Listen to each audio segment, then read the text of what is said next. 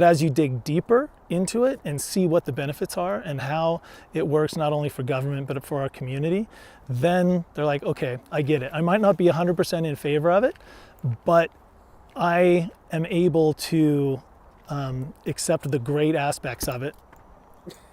That's my dog, by the way. I'm able to accept the great, look at that, huh? Get it, Oscar.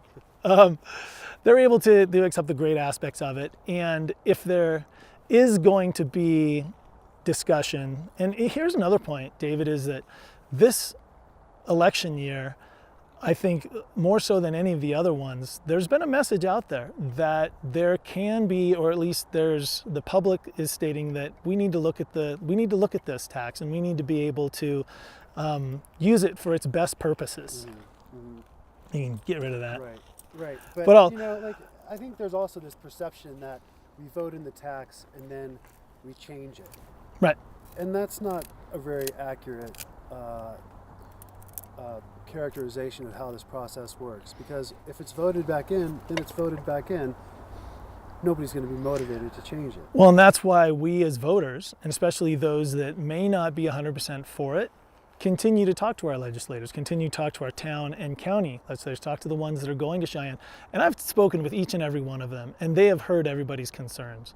But they all agree that getting rid of it is not the way to do it. You need to be able to come to Cheyenne with a full plate. If you take it, and I mean, how entitled does it seem to the rest of the state when we take a full plate, dump it in the trash, come back and say, we want more, with an empty plate again, with our hands out held, after denying ourselves $7+ million from visitor funded taxation.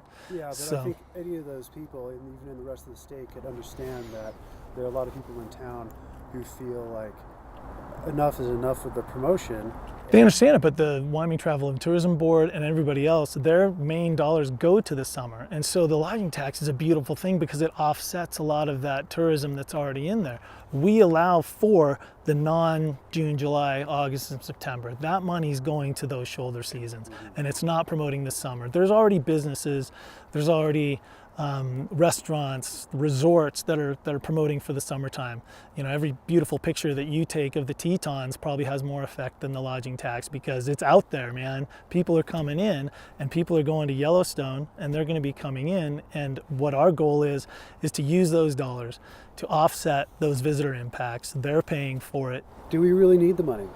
Can this community survive without the lodging tax at all? Yeah, we've survived without it, but as some of the legislators said, you know, it's much better to have a tool to work with.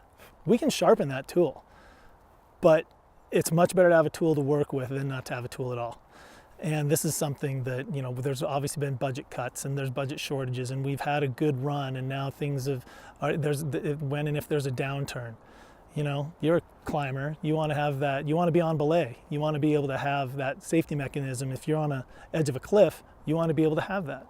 And it makes a lot of sense to be able to have that in place instead of just throwing things away. Instead of just, hey, we've got problems and here are what the problems are, let's find some solutions and let's use the tools that we have. Don't throw them away, but use the tools that we have to be able to make this place a little bit better. If it's at all possible to make this place better, I love it here. And if we can do that and use the right tools, let's do that.